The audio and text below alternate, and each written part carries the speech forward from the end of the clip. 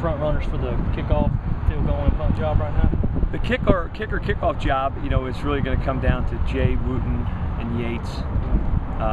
Joey Scribner Howard has done a nice job too, but he's actually had a great spring punting the ball, which is something I don't think he's done here yet. But heading into the summer, I'm optimistic that he could be a really good punter. And Fish has done a nice job too.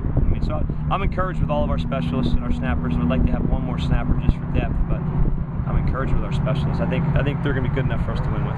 For field goals, you say maybe Wooten? Yeah, probably. If we had the practice today, Woot would be the starter, but that will continue to be evaluated.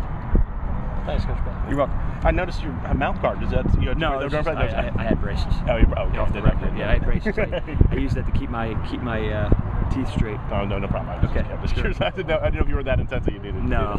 Talk a little bit. What's the difference between play in the Big Ten versus what you think play is going to be like in the SEC as far as obviously what you're responsible for with special teams? I would say the biggest difference is the speed. Okay.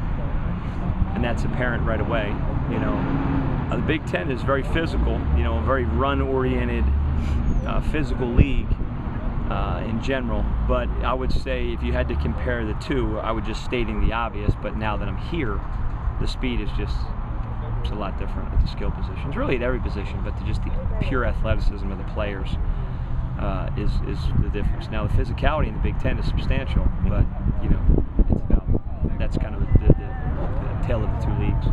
And at least as far as what you're installing with the team, what is it different than maybe what they've done in past seasons? You have to sort of describe 2 or 3 things that you're putting in that maybe haven't been put in before. I guess I'd really not like to comment on that. I don't want to put that out publicly, but I would say there are 4 or 5 different things that we're going to be doing.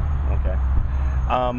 Is there just, you obviously had a chance to evaluate the talent that's on the team right now. Right now, who would be your selections for on punt return and kick return? Well, our starting kickoff returner most likely, with the guys that are here, is going to be DJ Swearinger. He's done a very nice job with that. Ace Sanders and Kenny Miles have done a very nice job as well. So, but the first kickoff return is going to be DJ Swearinger. I just love his size and his speed. He's really exactly what I like in a kickoff return in terms of build. And then punt returner, it's still kind of up in the air just because we haven't worked that a ton. Mm-hmm. We've done a ton of punt work. I would say, between Gilmore, Ace Sanders, possibly Nick Jones, those guys, of the returners. There's 2 or 3 guys that are freshmen that we'll take a look at too.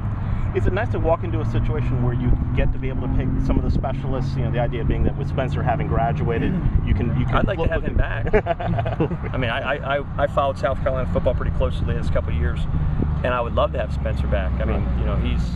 He was a dual threat guy. The kickoff guy. The kicker and also the punt guy. But I think that the guys we have a volume of guys. I feel comfortable that you can win with multiple guys that we have here.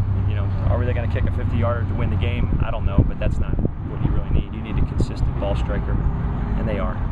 In the game, what difference can special teams make, and is that different, again, between the conferences? Is where special teams, not to say that it's important everywhere, but is there something a factor more in the SEC than, say, in the Big Ten? I wouldn't say it's different at all. I would say it's the same thing.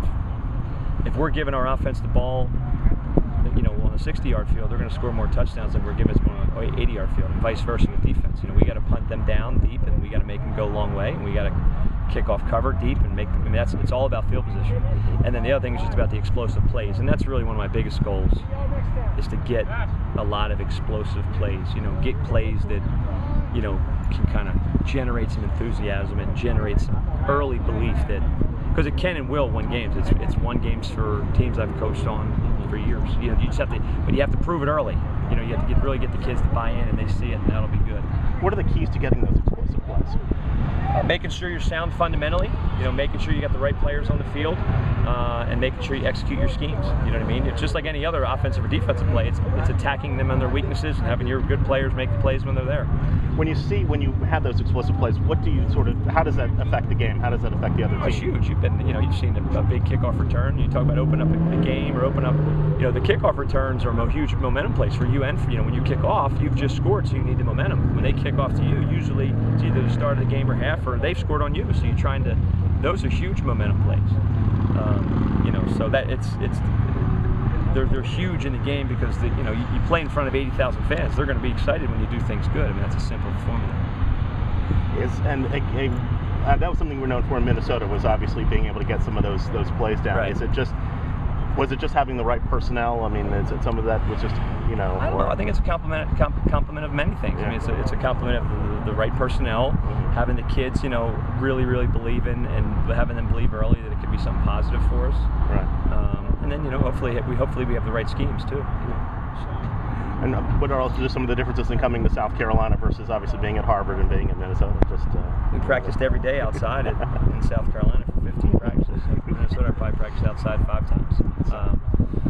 But everything has its strengths and weaknesses. My stay here, I'll compliment on so far. My month and a half here has been great, and hopefully it continues to be so. I'm sure you probably already addressed this, but the kickers, do you have an idea of who you want coming out of the spring to place kicker? I would say the